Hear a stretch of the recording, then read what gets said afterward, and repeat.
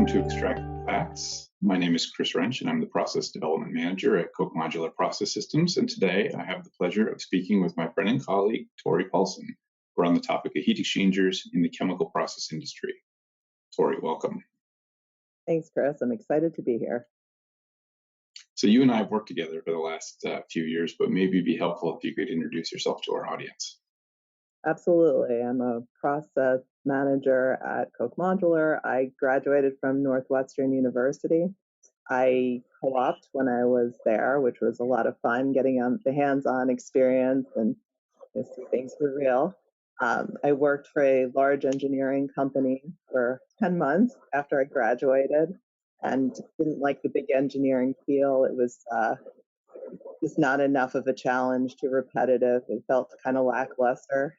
And I got the opportunity to work for Koch Modular at that point, and I've been here for 24 years and love the challenge. It's been a lot of fun. So since how many years did you say you've been working now for Koch Modular? 24. 24. So in those 24 years, how would you say the heat exchange deployment use and development process or design process has evolved? Okay, well, for one, I don't need a filing cabinet as much anymore, so that's fun. But as well, there's just the whole design process. There's been so much improvement on property development and heat exchanger design, and thermal software packages can do so much more to check vibrations and predict exchanger performance. And it's actually quite amazing. I was recently at a plant startup, and I was comparing their plant data for their heat exchangers to what we had simulated, and it was within 5% in terms of their efficiency to what we had predicted. So it is very impressive how far these programs have come in predicting reality.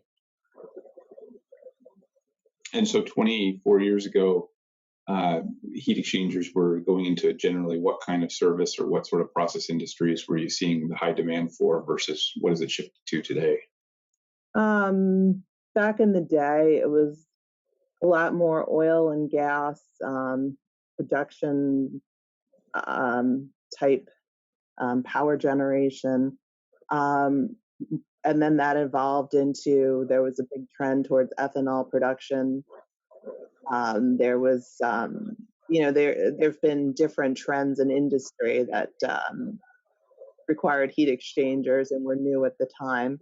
But over the last, I'd say, decade, it's been pushing towards energy recovery. And there's a big push for going green and getting that every last drop of energy to count. So heat exchangers are becoming more and more efficient. There's more of a focus on pinching out every last degree. So that's kind of where we've seen it going there. And on top of that, the processes have also, there's better process control that's changed over the years. It's no more dump as much steam into your process as you can get because that'll be terrific kind of thing. And plants are able to do much better energy audits and really take a very close look at their energy consumption. Use that to monitor how to best not only tweak their heat exchangers, but provide new ones to help get that energy envelope closed in. Yeah, there's no way to justify a new heat exchanger if you're not paying attention to and measuring your energy losses somewhere else, right? It's absolutely true. The age-old capital versus operating debacle. Yep.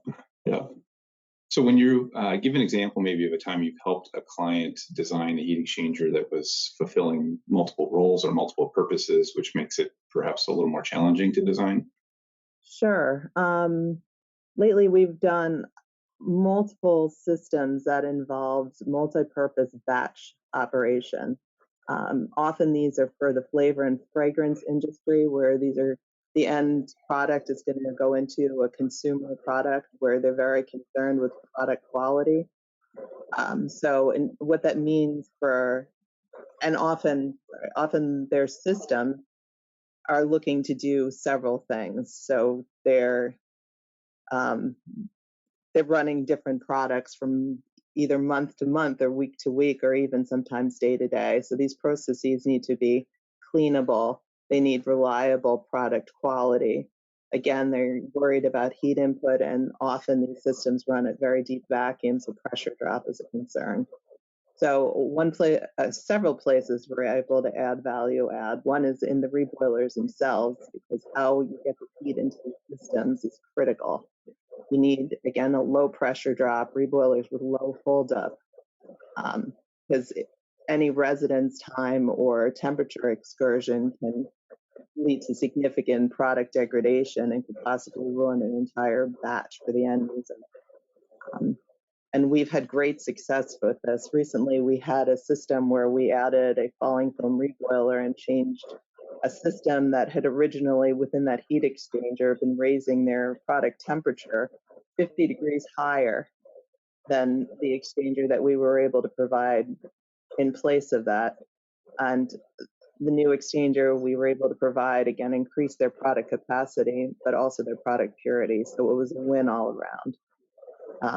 The other important thing, again, especially on multi-purpose batch systems, is the condenser, because that's going to drive the pressure drop. And again, that could drive vapor losses. It's another concern, is no one wants to be venting organics.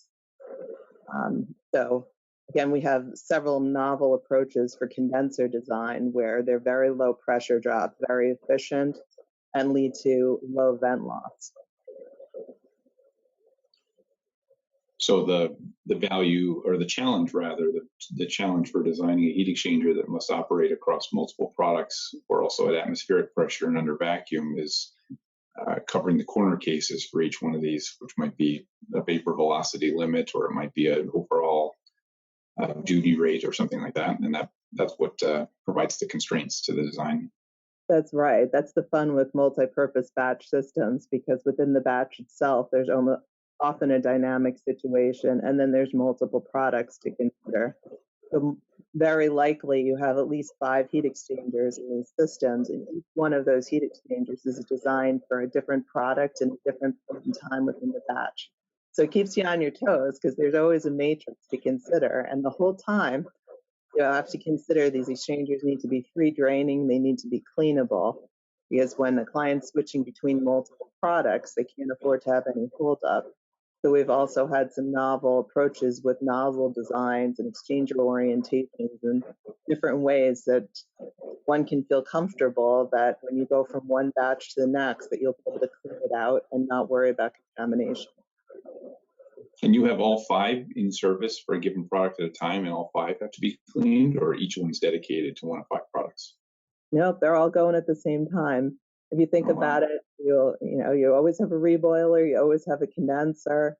We've also, because these are multi-purpose systems, sometimes just the condensing temperature has limitations based on freezing or fouling. So we'll often have a tempered loop to to control the condensing temperature. Process controls come into play significantly, because these processes have to be tightly controlled, and sometimes your control logic will vary from one point in the batch to another. So all of this works together. The other fun thing with these batch processes is a lot of these products are not things you would find in the database. So we've done a lot of fun work in our pilot plant in Houston. We have the cutest little baby falling film reboiler. It's just a little tube, but it's given us some really great data, because we're able to run things at a micro scale and really see how the exchanger is going to work and how the system is going to perform, and test the product quality and get a really good understanding. So it's always fun to see it start at the benchtop unit and find its way into a commercial production. And that tiny scale unit is informative to a larger scale system. It seems non-intuitive to me that you'd want to test something so small. Yes, you have to understand the limitations. For example, you had asked about technologies. Biodiesel was big for a while, and we had done some testing with that where the hot oil was very, very hot. So environmental losses were a significant problem. So in that particular case, the heat balance you just can't run a heat balance in a pilot plant the way you could industrially, because is the whole other thing. But we were still able to gain very good information about product degradation and heat exchanger performance. So there's always info to be gained. But yeah, no, it's never going to be a perfect 1-to-1 ratio. Yeah, right. Okay. So what trends do you see continuing currently, and what are you on the lookout for in the next few years? Which way is the industry going? Industry is going again towards heat recovery. There's reboilers that can take waste heat. We're seeing lower steam being generated again from waste heat. So we're having to make more out of very little in terms of temperature approaches. Heat exchangers are getting smaller and more compact, so you can fit more in. Um, there's some interesting things going on with novel tube designs as well as tube inserts, different approaches to actually, there's a project we're doing now where we're using tube inserts for a system where it could be two-phase flow through the tubes to maintain turbulence, minimize fouling, and maintain a smaller footprint. The right tube insert can make a heat exchanger 30 to 50% smaller in surface area, which is fantastic, especially when you're pinched in size. But yeah, in general, the trends are smaller, more efficient, and better use of energy.